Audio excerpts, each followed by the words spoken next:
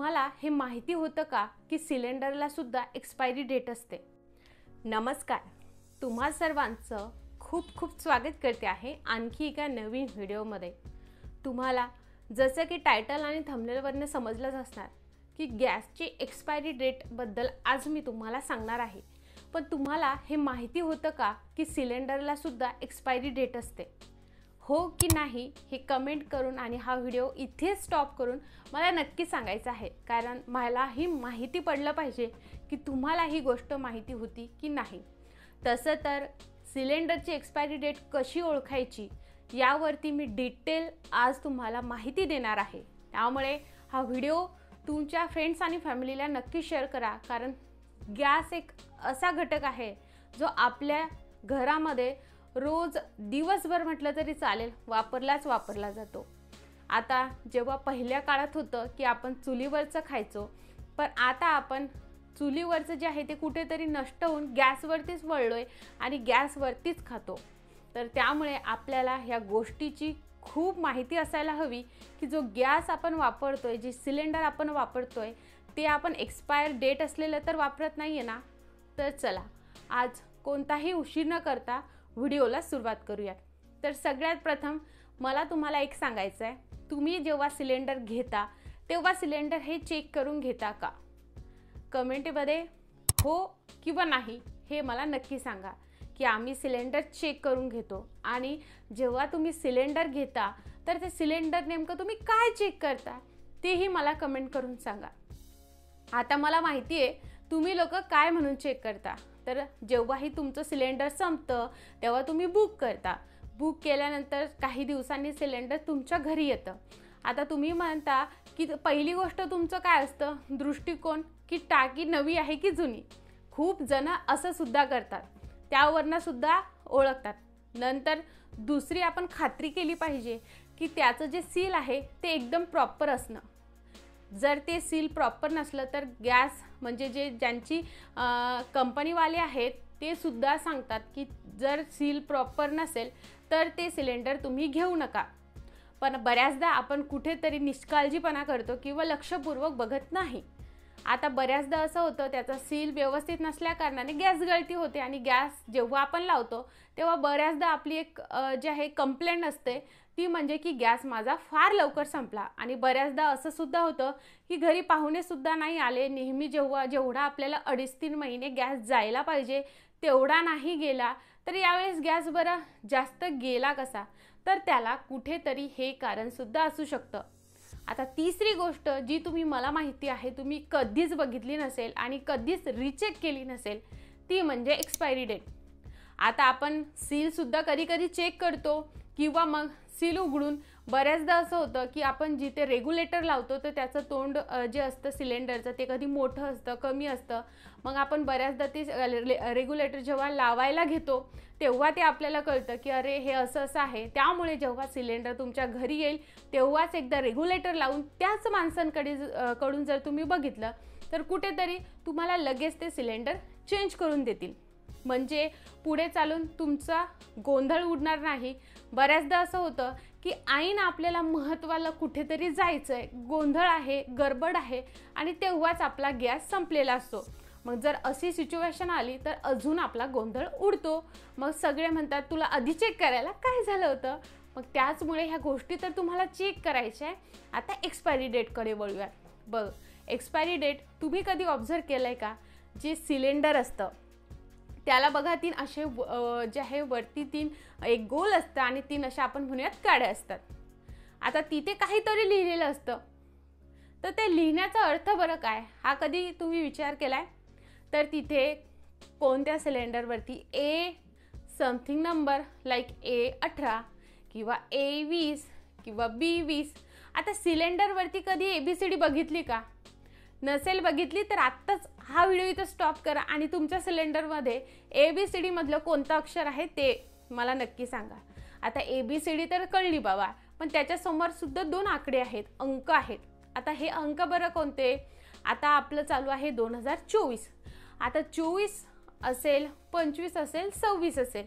आता कोणतंही तुम्हाला त्यावरती जे आहे आकडा दिसतील, म्हणजे फॉर एक्झाम्पल 24 2024चं 24, 2025चं 25, 2026चं 26 असं. पण याच्या आधीचे जर अंक दिसत असतील म्हणजे कसं 2023, 2022 आणि 2021 याचा अर्थ तुमचं सिलेंडर एक्सपायर आहे. ते कसं? तर सगळ्यात पहिले आपण जाणून घेऊयात ABCD म्हणजे काय. आता ABCD हे आपण महिन्यावाईज जे आहे त्याचं क्वार्टर असतं. First quarter, second quarter, third quarter आणि fourth quarter time. Like A म्हणजे जानेवारी, फेब्रुवारी, मार्च. B म्हणजे एप्रिल, मे, जून. C म्हणजे जुलै, ऑगस्ट, सप्टेंबर. आणि D म्हणजे ऑक्टोबर, नोव्हेंबर, डिसेंबर. असे ABCD मध्ये प्रत्येकी 3-3 महिने आले आहेत आणि पूर्ण 1 वर्ष त्यामध्ये असतं. म्हणजे फॉर एक्झाम्पल तुमच्या याच्यावर आता आपण घेऊयात की तुमच्या याच्यावर आहे C 2024 म्हणजे फक्त 24 असेल, C 24 असेल किंवा D 24 असेल. ठीक आहे. मग आता C आणि D असले तर कोणते बरं महिने येतील? नक्की कमेंट करून सांगा. म्हणजेच तुमचं येईल जुलै, सप्टेंबर या 3 महिन्यामध्ये तुमचं सिलेंडर फॉर एक्झाम्पल असेल जुलै सप्टेंबरमध्ये जे आहे तुमचं सिलेंडर हे संपणार आहे 2024ला. आता C ऐवजी तुम्हाला कधी D येऊ शकतं, कधी B येऊ शकतं किंवा कधी A पण येऊ शकतं. आणि 2024 म्हणजे 24 ऐवजी कधी 25 येऊ शकतं, कधी 26 येऊ शकतं किंवा कधी त्याच्या पुढचे पण येऊ शकतात. आता जसं जसं वर्ष वाढेल तसं तसं. जसं की तुम्हाला आता स्क्रीनवरती दिसतंय माझ्याकडे जे सिलेंडर आहे त्यावरती D24 आहे. D24 म्हणजे शेवटचे 3 महिने. जसे की मी अल्फाबेट्स तुम्हाला सांगितले. म्हणजेच ऑक्टोबर, नोव्हेंबर, डिसेंबरमध्ये हे सिलेंडर एक्सपायर होणार आहे. आता जानेवारी चालू आहे त्यामुळे एक सिलेंडर मला साधारणतः 3 महिने जातं. तर मी त्याच्या आधीच माझा यूज करणं होऊन जाईल. तर या पद्धतीने तुम्हाला तुमचं सिलेंडर चेक करायचं आहे. आता माझं सिलेंडरचं तर तुम्हाला कळलंय, तुमचं सिलेंडरचं मला नक्की कमेंट करून सांगा.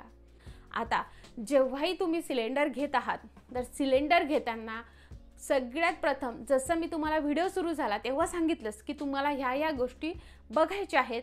पण त्याआधी तुम्हाला एक्सपायरी डेट नक्कीच बघायची आहे.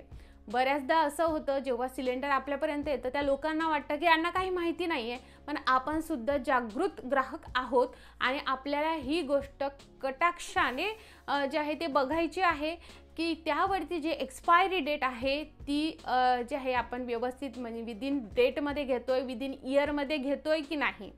बऱ्याचदा एक्सपायरी डेट असलेले सिलेंडरचे तुम्ही बघत असणार, कधी सिलेंडरचे स्फोट वगैरे होतात. तर कुठेतरी ही गोष्ट त्यामध्ये नक्की येऊ शकते की एक्सपायरीमुळे. त्यामुळे ही जेवढी मी तुम्हाला हा व्हिडिओ बनवण्याच्या मागे माझा एवढाच उद्देश आहे की आपण घर आहे, आपल्याला जे आहे सिलेंडर हा अति महत्त्वाचा घटक आहे. त्यामुळे गॅस हा रोज वापरला जातो आणि कुठेतरी एक दिवस जरी गॅस संपला तर आपला पूर्ण गोंधळ उडलेला जातो. पूर्ण आपलं जे दिनचर्या असते ती पूर्ण विस्कटलेली असते. आता स्वयंपाक कसा बनवायचा हा प्रश्न नक्की आपल्यासमोर उभा राहतो. त्यामुळे आपण काय करतो, पहिलेच आता जे आहे 2 सिलेंडरचा पर्याय असतो तेव्हा आपण काय करतो, एक सिलेंडर संपला की लगेच दुसरा सिलेंडर लावतो आणि ते सिलेंडरचं बुकिंग करतो. ते सिलेंडर येतं. त्यामुळे ते सिलेंडर येण्याच्या आधी ह्या सर्व गोष्टी चेक करा म्हणजे जेणेकरून तुम्ही सुद्धा एक्सपायर असलेला सिलेंडर घेणार नाहीत. सो आय होप या व्हिडिओमध्ये मी तुम्हाला सगळ्या गोष्टी सांगितलेल्या आहेत आणि ह्या गोष्टी तुम्ही नक्की जे आहे ते फॉलो कराल. आणि हो, तुम्हाला जर असेच महत्त्वपूर्ण व्हिडिओ बघायचे असतील मला कमेंटमध्ये नक्कीच सांगू शकता. मी किचन टिप्स आणि ट्रिक्स तर तुमच्यासोबत शेअर करणारच आहे. पण जर तुम्ही अशा व्हिडिओंना सुद्धा प्रतिसाद दिला तर मी नक्कीच तुमच्यासोबत असे नवनवीन व्हिडिओ शेअर करत जाईन. आणि हो, नवीन असाल तर प्लीज चॅनलला सबस्क्राईब करा आणि बेल आयकॉन नक्की ऑल करा, कारण असेच महत्त्वपूर्ण व्हिडिओ मी तुमच्यासोबत शेअर करत असेल. सो आता व्हिडिओ एंड होण्याच्या आधी मला तुम्हाला एक प्रश्न विचारायचा आहे. B25 असेल तर हे कोणत्या महिन्यामध्ये जे आहे तो सिलेंडर एक्सपायर होणार आहे हे कमेंटमधून नक्की सांगा. ज्यांची कमेंट पहिली येईल आणि करेक्ट येईल मी त्यांची कमेंट नक्की पिन करेन. सो हा व्हिडिओ बघितल्याबद्दल तुम्हा सर्वांचे खूप खूप आभार मंडळी.